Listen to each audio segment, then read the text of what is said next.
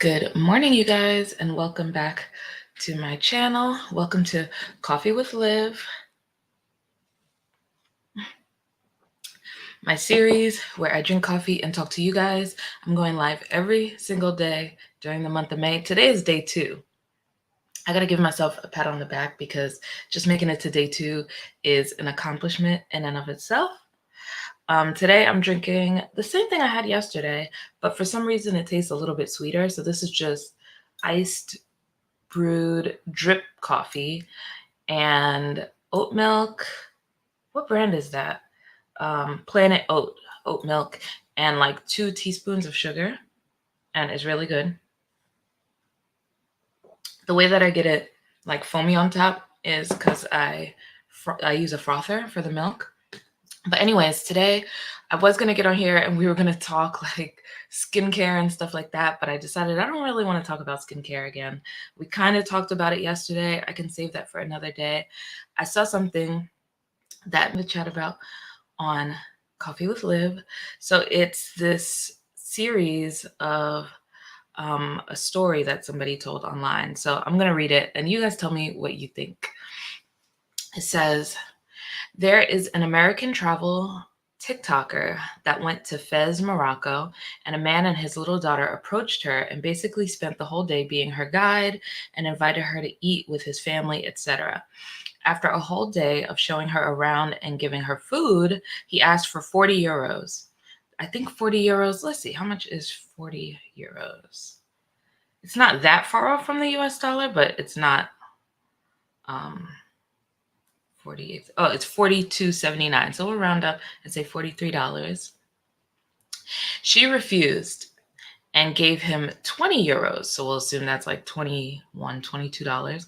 Out of shock for what just happened, she posted on TikTok the man's face, his house, the little girl that he was with. I'm assuming, was that his daughter? Yeah, his daughter. To complain about being scammed. And since it went viral, Morocco arrested the man and sent him to jail. And she, the TikToker, the American TikToker, is happy and proud of this. How self-centered, this is what the person who wrote this said, how self-centered do you have to be to accept food from people that are obviously poor, using them for content, and then celebrating the sole provider of a poor family being put in jail in a country without any like legal guarantees just because he asked you for 40 euros you didn't even give to him. This person continues on to say, I hate entitled tourists.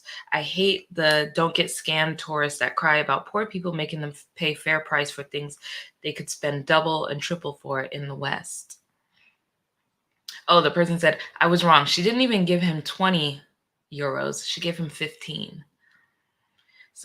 The same person said, getting the sole provider of a family in jail over 15 euros after you ate his family's food and used them for content that is making you money is insane. I gotta say, that is insane. Let me take a sip. That is insane. But what I want to know is, would you guys consider, I'm taking my hair out again, of course, by the way, would you guys consider that scamming? Like, I feel like there's different tiers of scams or scamming. There's like, he could have promised her one thing and didn't deliver, and like it was a whole scheme from the get-go, and she didn't get anything out of it. Yes, that's obviously a scam. Is it a scam if he duped her? Because I feel like that's what kind of happened. He duped her, but is that considered a scam?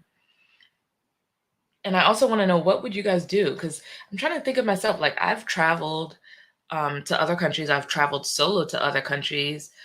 Thank God I wasn't. Have I ever been scammed in another country?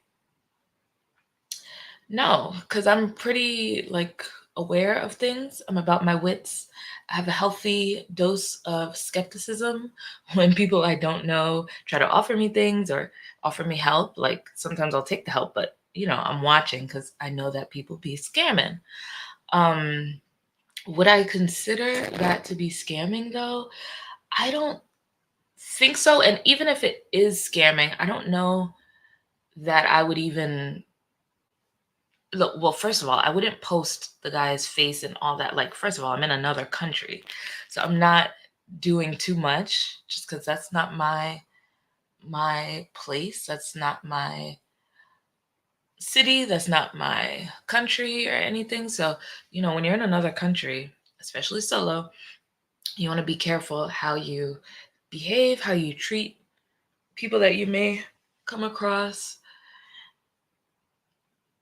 I don't want to victim blame here, but also, why would you accept all of this from a random man and his daughter? Like, he has a young kid with him, and you were doing all this. If anything, I would be like, oh, don't let me, if they approach me, I'd be like, don't let me interrupt your day. Like, no, thank you. I know sometimes in other countries, people can be pushy and like they won't let you say no, but eventually they will let you go on about your day. You don't have to accept anything from someone in another country. So I don't think it's right. Let me see if I can find the TikTok itself. I don't agree with getting the guy arrested. That's insane. Somebody commented, somebody else, they said he's being charged with extortion, fraud, and impersonation of a guide. Hurtful that she's an actual content traveler, so she has the ability to know when a scam is in her face. She just wanted content about it at the price of someone else, even though she stated she didn't report him. I feel like she had to have reported him.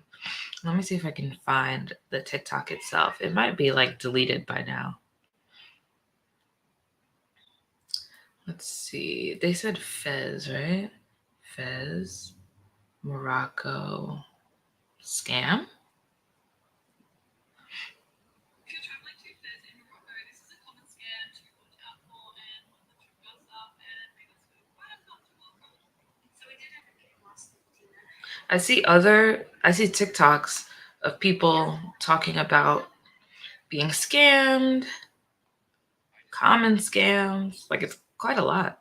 People be scamming like that in Morocco? I want to go to Morocco. Morocco is like very high on my travel list. I would say it's maybe like probably top 5. I can't find this TikTok, y'all. Maybe I'll find it later and I'll link it in the description below. But I definitely don't agree with sending anyone, even if this was in the US. Like, I'm not sending you to jail for almost scamming me. We would figure it out one way or another. Either I'm gonna just give you the money, like 40 euros for a day tour. I think he deserved that, and he fed you, kept you safe. I don't think I would send that person to jail. I don't think that's right at all. And just for my own personal safety, I wouldn't get into it with someone over something like that's relatively minor. That's a relatively minor scam. And I think it's quite disrespectful to go through all that. Like, when you're in other countries, you just might get scammed. That's something that you have to look out for no matter what country you're in. You could be just in the US, but in another state, and you gotta look out for scams. You could be sitting at home and you gotta look out for somebody calling your cell phone. That's scam likely. I'm trying to think, under what circumstance would it be acceptable to, go to that step when it comes to scams? Like, other criminal stuff, of course, yeah, send them to jail. But somebody trying to pull a fast one on you and you fell for it, and maybe I don't even know, was it a she or he or he? I think they said she in the tweets. Yeah, it says invited her. So yeah, maybe she felt disrespected and that's why she went so hard to, like, I don't know, not protect him. I don't know if it's true, whether or not she's the one that called the authorities on him.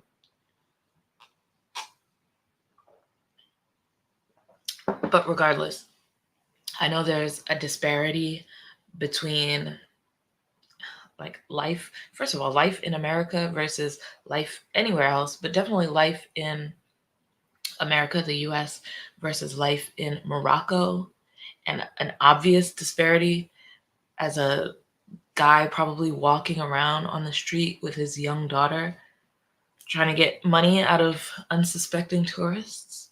You were that unsuspecting tourist, girl. Sometimes you just got to take that L and move on, like laugh at it under some certain circumstances. Because I was scammed once, not traveling, but I was scammed, and I only recently, and I mean recently as in like 2 days ago, got my money back for that scam. If you guys want to see me do a story time video about the time I was scammed, let me know. And this is Atlanta scamming, so but I was persistent. I got my money back. I didn't involve the authorities, although I should have and could have. I was about to take somebody to court, but I got my money back. Like I said, literally 2 days ago. I think my hair looks okay.